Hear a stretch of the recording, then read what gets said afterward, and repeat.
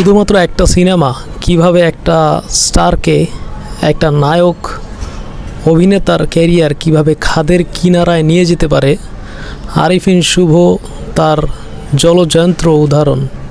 Hey guys, welcome back to cine Sumanta. কী অবস্থা সবার? আশা করি সবাই ভালোই আছেন, কারণ দেশের পরিবেশ পরিস্থিতি অনেকটা স্থিতিশীল অবস্থার দিকে যাইতেছে। বন্যা পরিস্থিতিও অনেকটা উন্নত হচ্ছে আস্তে আস্তে ধীরে ধীরে। পানি কমে যাইতেছে, দেশের রাজনৈতিক অস্থিতিশীল অবস্থাটা অনেকটা স্বাভাবিক হইতে যাইতেছে। আস্তে আস্তে সিনেমার মানুষজনও কাজে ফিরবে আশা করা যায়। তো যেই ব্যাপারটি নিয়ে আজকে কথা বলবো সেটা হচ্ছে আরিফিন শুভ। আরিফিন শুভ যখন Mujib the making of a nation সিনেমাটায় অভিনয় করে, তখন এই সিনেমার বিজিএম, তারপরে এডিট, তারপর ভিএফএক্স নিয়ে অনেক সমালোচনা, তর্ক বিতর্ক শুরু হয়। তারপরে যখন একটা পর্যায়ে এসে তারপরে যখন সিনেমাটার বাজেট নাকি প্রায় 80 কোটি, প্রায় 100 কোটির কাছাকাছি, যেটা ইন্ডিয়ার শ্যাম বেনেগাল ডিরেক্টর, খুবই খ্যাতনামা একজন ডিরেক্টর, সে পরিচালনা করে। কিন্তু সিনেমাটার মেকিং দেখে কোনো অংশে মনে হয়নি যে ওই রকম একটা 100 কোটি টাকা বাজেটের সিনেমা। বঙ্গবন্ধু শেখ মুজিবুর রহমানের জীবন নিয়ে, কাহিনী নিয়ে সিনেমাটা করা হয়েছিল, যাতে আরিফিন শুভ সে বলছে তার সেরাটা দেওয়ার চেষ্টা করছে। কিন্তু মানুষের সমালোচনা এইটা সেটা অনেক কিছু ছিল শুরু থেকেই এই সিনেমাটা নিয়ে। তারপরে একটা সময় দেখা গেল সিনেমাটা ট্রেলার রিলিজ হলো, কয়েকটা গান খুবই ভালো ছিল, যে জলের ছলাৎ পরে এই সময় কয়েকটা গান ভালোই ছিল। তো সিনেমাটা যখন রিলিজ হয়, সিনেমা হলে বিভিন্ন লোকজন গিয়ে অনেক কান্নাকাটি, ট্রলের শিকার হয়, যেই সমস্ত ভিডিওগুলো এখনও সোশ্যাল মিডিয়ায় ঘোরাঘুরি করে। কিন্তু আজকে হঠাৎ করে দেখলাম গত দুদিন যাবৎ যে আরিফিন শুভর নাকি 1 টাকা দিয়ে সিনেমাটায় অভিনয় করছে, 1 টাকার মাধ্যমে। তো সে কোনো পারিশ্রমিক নেয় নাই।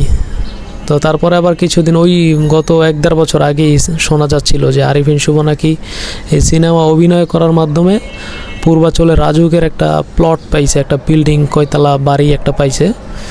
তো এখন যখন সরকার, দেশের রাজনৈতিক পরিবর্তন, সব কিছু পট পরিবর্তন হয়ে গেছে, এখন হঠাৎ করে কালকে গত 2-3 দিন যাবৎ শুনতেছি যে আরিফিন শুভর সে প্লট রাজুক রিটার্ন নিয়ে নিচ্ছে, এবং তার ক্যারিয়ার অনেকটা খাদের কিনারায় দাঁড়িয়ে আছে। এখন সে কি করবে জানি না, কোনো সিনেমায় কোনো ডিরেক্টর, পরিচালক, প্রযোজকরা তাকে কাস্ট করবে কিনা। কারণ অলরেডি আপনারা হয়তো দেখছেন বা জানেন সোশ্যাল মিডিয়া কিংবা নিউজ মিডিয়ার মাধ্যমে যে উজ্জ্বল সহ যারা অন্য দলের পন্থী যে সমস্ত অভিনেতা অভিনেত্রী আছে, শিবা, শানু সহ আরও যে সমস্ত লোকজন আছে, তারা বলছে যে তারা নাকি একটা শুদ্ধি অভিযান চালু করবে।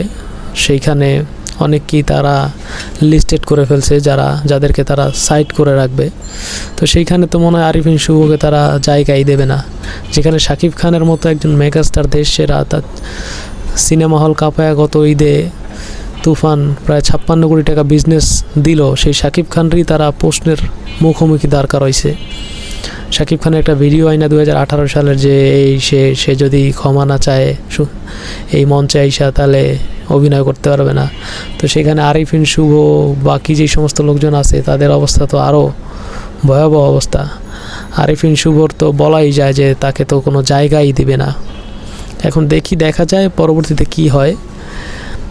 আপনাদের কি মনে হয়, আরিফিন শুভ কি আবার ব্যাক করতে পারবে সিনেমা জগতে, আবার সেই আগের মতো কাজ করতে পারবে, মানুষের গ্রহণযোগ্যতা পাবে কি না? কমেন্ট করে জানান তো।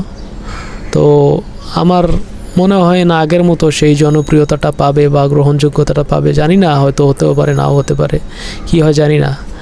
দেখি, অপেক্ষা করি, বাকিটা সময় বলে দিবে। তো দেখা হচ্ছে পরবর্তী কোনো ভিডিওতে। Till then, take care and don't forget to subscribe. আমার চ্যানেলটা সাবস্ক্রাইব করে দিয়েন ভাই, আপনার লস হবে না।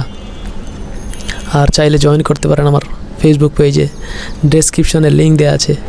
বাই।